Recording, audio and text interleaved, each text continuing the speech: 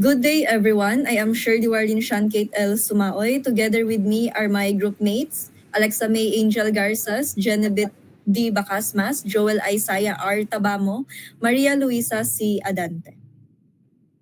Today, we will be presenting a case study of a 2-month-old infant who is currently formula fed. For the overview,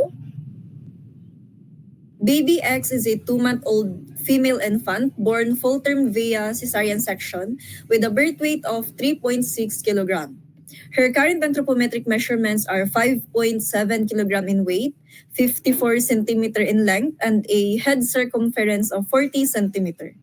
She is being formula fed using S26 Gold. Initially, breastfeeding was attempted but her mother experienced low milk supply, likely due to delayed lactogenesis 2, a common complication following cesarean deliveries. As a result, formula feeding was introduced early on. This challenge was further compounded when her mother, an overseas worker, had to return abroad shortly after birth. Without continued stimulation of breast milk production and maternal presence, baby X became exclusively dependent on infant formula for nutrition. While formula feeding is a valid alternative to breastfeeding, it is associated with some potential risks. Studies show that formula-fed infants are more prone to infections such as otitis media, gastroenteritis, diarrhea, and pneumonia. There are also links to increased risk of childhood obesity, type 1 and type 2 diabetes, leukemia, and sudden infant death syndrome, according to STOY-B 2024. In the Philippines, the 2003 National Demographic and Health Survey, or NDHS, found that around 13% of children born in the 5 years prior to the survey were never breastfed, indicating that many infants likely relied on formula or other substitutes. Common reasons for not breastfeeding include insufficient milk supply, which is 20%, nipple or breast problems, 5%, work-related issues, 13%, and infant refusal, which is 12%. That is according to Philippine Statistics Authority 2010. For the nutrition-related physiology of this case, we begin with her mode of delivery, cesarean delivery. Research shows that cesarean deliveries are associated with delayed onset of lactogenesis 2, the stage of copious milk production which normally occurs around 72 hours after birth. According to Lee et al. 2021, mothers who deliver via cesarean are nearly twice as likely to report low milk supply compared to those who deliver vaginally. This delay is often caused by maternal stress from surgery, delayed skin-to-skin contact, and later initiation of breastfeeding, factors that interfere with oxytocin and prolactin signaling, both crucial for milk letdown and production, according to Hobbs et al. 2016 and Singh et al. 2022.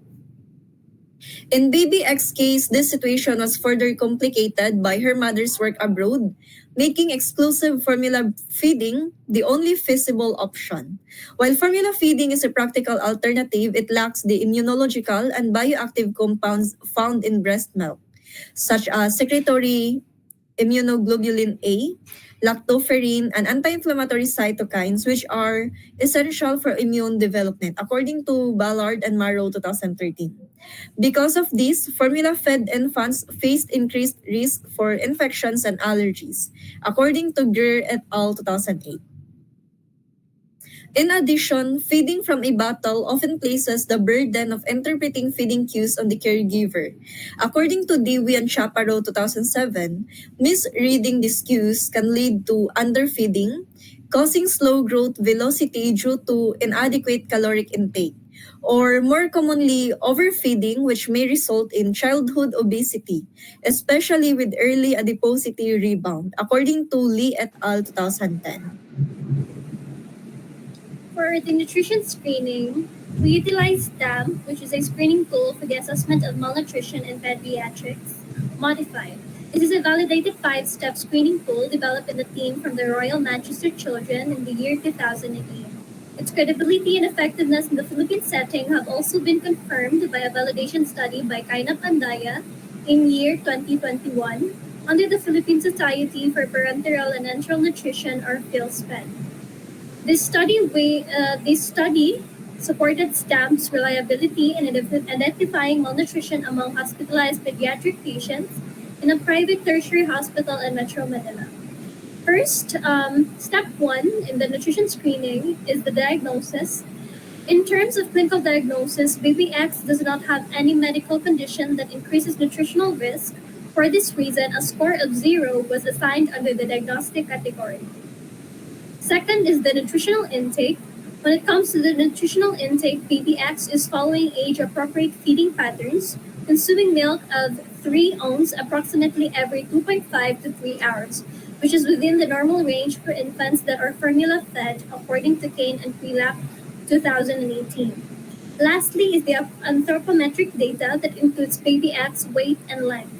Are both appropriate for their age and sex based on standard growth references of the WHO. These three components combined result in a stamp score of 0, confirming that baby X is not currently at risk for malnutrition. However, even with a low risk classification, we still recommend regular monitoring and continued age appropriate feeding practices to ensure baby X optimal growth and development over time.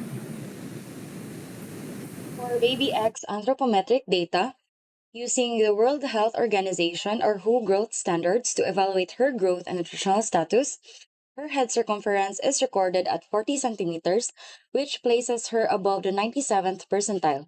This indicates that her head size is significantly above average, suggesting accelerated cranial growth or possible macrocephaly. Her length for age is 54 centimeters, placing her at the third percentile. This suggests that she is shorter than the majority of children her age and may be experiencing stunted growth. On the other hand, her weight for age is 5.7 kilograms, which aligns with a positive 1 SD or standard deviation, indicating that her weight is within the normal range for her age. However, when we examine her BMI, which is calculated at 19.54 kilogram per meter squared, we see a value between positive 2 and positive 3 SD. This is considered high and may suggest overweight status, especially when viewed in conjunction with her short length. The combination of a low length for age and a high BMI points to disproportionate growth and could be an early indication of overnutrition.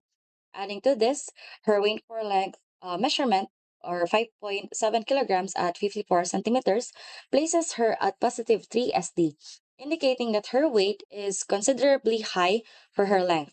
This strongly supports the observation of excess weight or overnutrition, especially when paired with her low length percentile. For the biochemical and clinical data, the baby has a regular doctor's checkup only for immunization such as nystatin, a polyene ionophore antifungal used to treat cutaneous, mucocutaneous, and gastrointestinal mycotic infections, particularly those caused by Candida species. Rotatec. Rotatec is an oral vaccine used to help prevent rotavirus infection in children. Hexasim. Hexasim helps to protect against diphtheria, tetanus, pertussis, hepatitis B, poliomyelitis, and serious diseases caused by Haemophilus influenzae type B. According from Healthy Children Organization from American Society of Pediatrics, childhood vaccination is essential because it helps provide immunity before infants are exposed to potentially life-threatening diseases. Of all the age groups, babies are more often hospitalized and sometimes die from the diseases we can prevent with vaccines. For 2 months old, it is recommended to have a vaccine against rotavirus, diphtheria, tetanus, pertussis, hepatitis B, poliomyelitis, and serious diseases caused by Haemophilus influenzae type B. For her vitamins, we have selene, which is a supplement for infants which helps boost the immune system for their protection from sickness.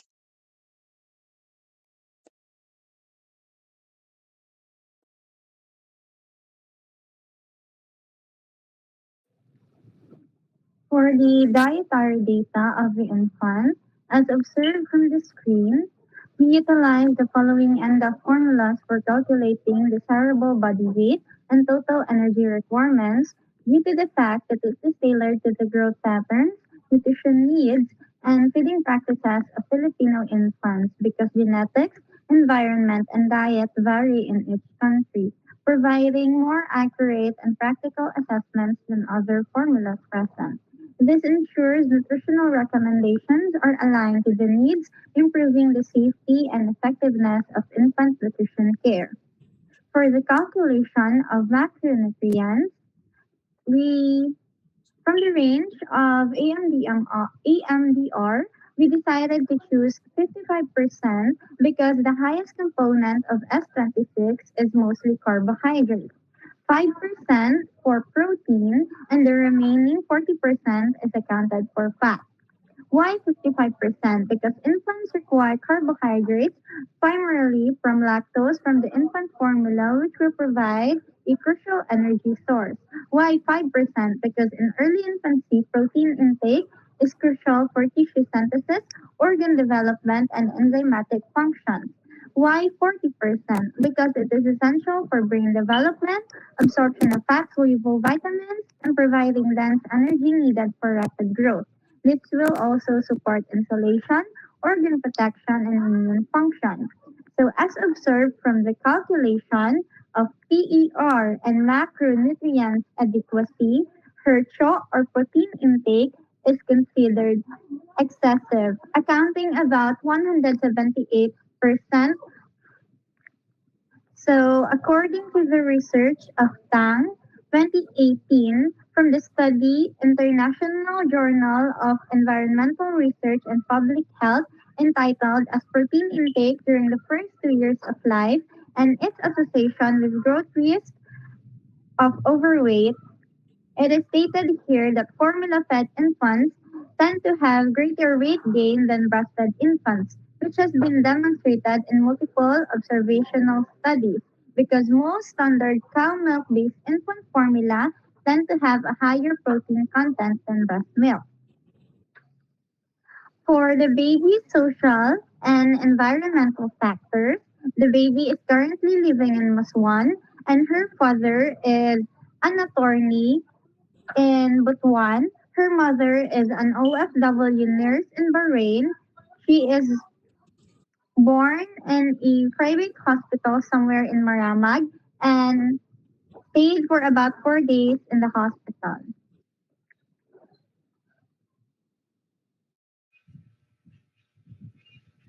Now, for the nutrition diagnosis of our case, we have identified two nutrition problems based on the nutritional assessment data and current guidelines from the international health authorities.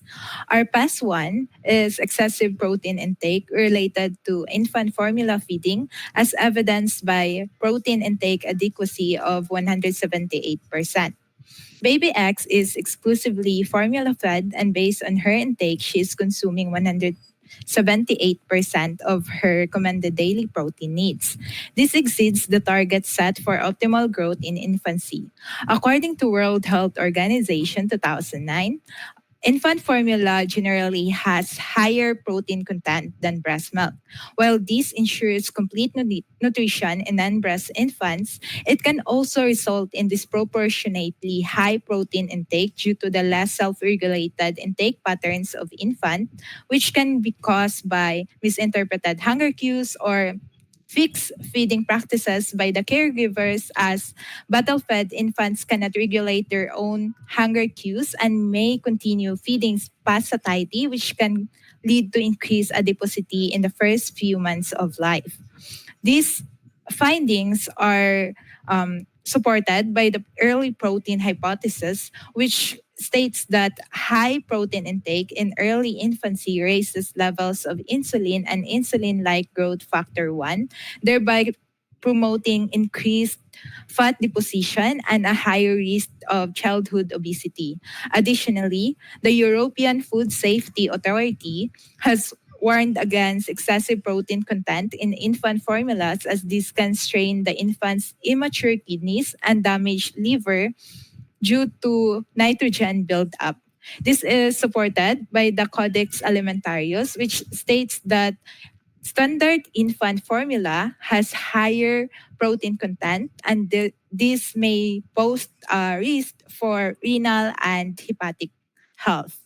So, our past two is overweight related to exclusive formula feeding since birth, as evidenced by weight for age Z score positive 1 as D, weight for length Z score positive 3 as D, and BMI for age Z score above positive 2 as D. So baby X weighs 5.7 kilogram and is 54 centimeter in length. According to World Health Organization growth standards, this places her weight for age Z score at plus 1 SD, which is interpreted at risk for overweight, and her weight for length Z score at plus 3 SD, interpreted as obese, and her BMI for age Z score is above positive 2 SD, which is um, overweight for her weight, length, and age. While some early weight gain is expected in formula fed infants, values above positive 2 SD should be considered a risk factor for later health issues.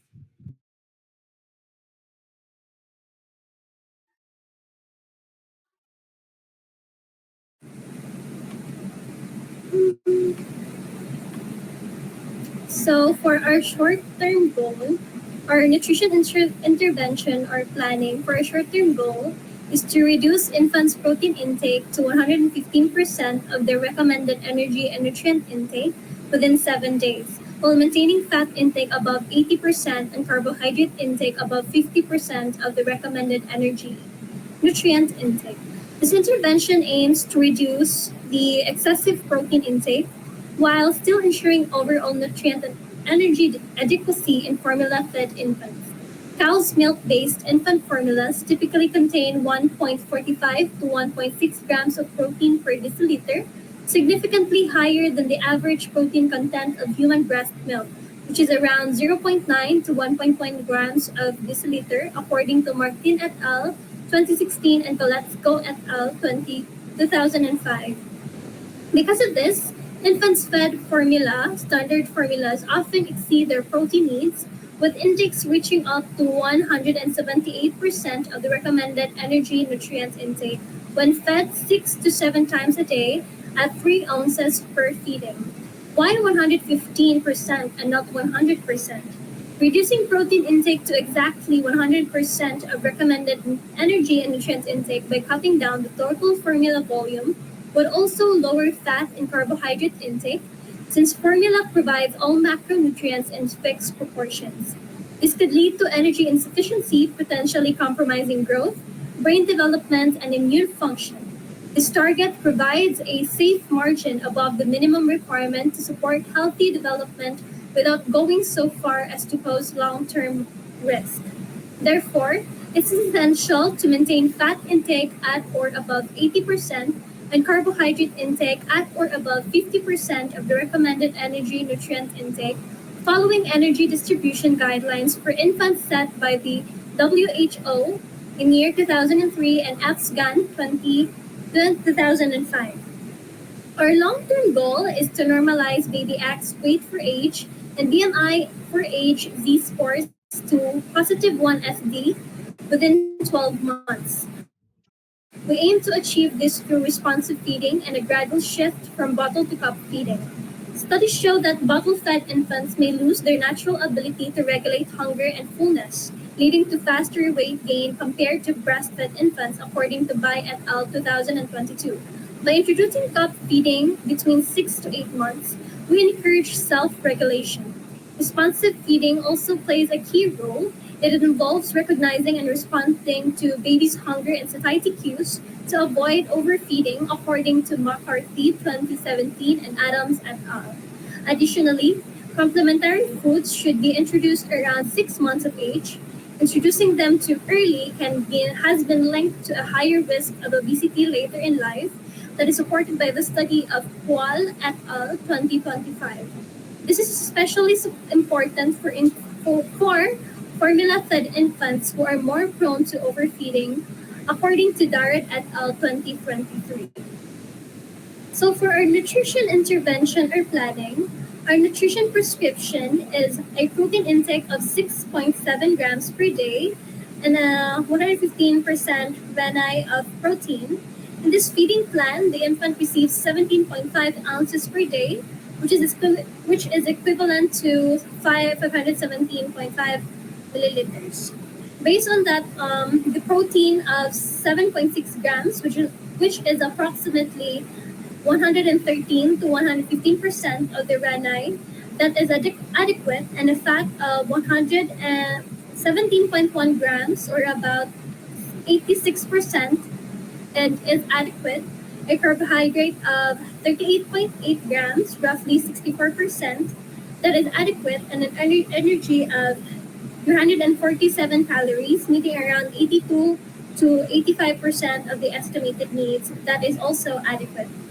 This feeding prescription is carefully aligned with the infant's observed feeding and hunger cues, promoting responsive feeding practices that support optimal nutritional intake and developmental needs. Clinically, this feeding plan aligns with the findings of Kane and Prelak 2020, who state that by 2 to 4 months of age, most infants consume enough during the day to sleep through the night without requiring night feeds.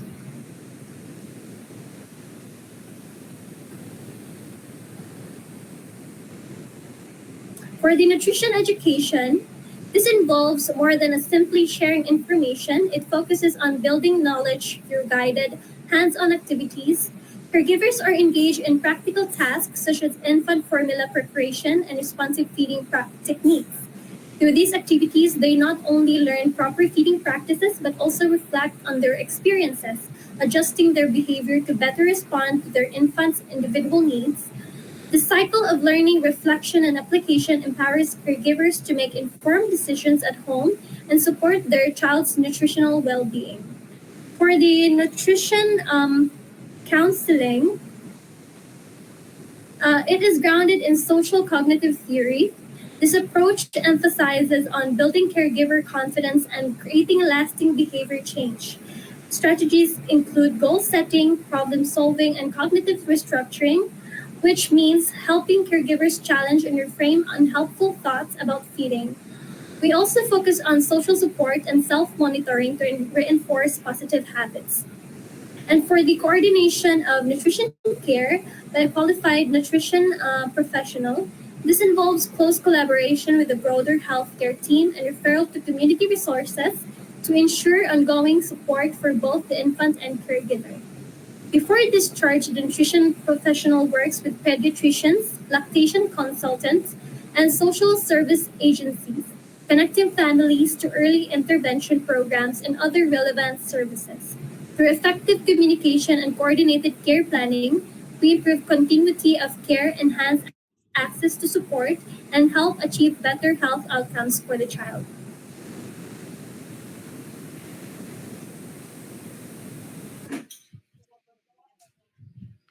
For nutrition monitoring and evaluation, our goal one is to monitor daily protein intake of 7.6 grams for 7 days while maintaining fat at 80% recommended energy and nutrient intake and carbohydrates at 60%, ensuring adherence to 5 daily feedings and observe for signs of feeding intolerance such as regurgitation, fussiness, and satiety cues.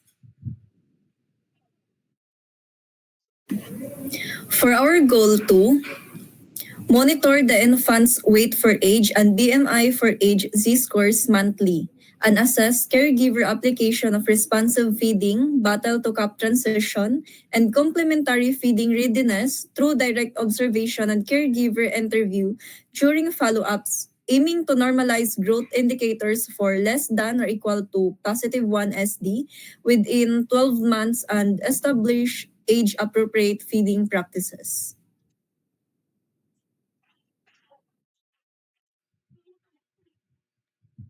Moreover, our nutrition monitoring and evaluation covers the food or nutrition related history and anthropometric measurements. So, for food or nutrition related history, our parameter is intake adequacy of 178%. Our indicator for success is the protein intake adequacy to 115%. Time frame for measurement to acquire the intake adequacy of 115% is 7 days.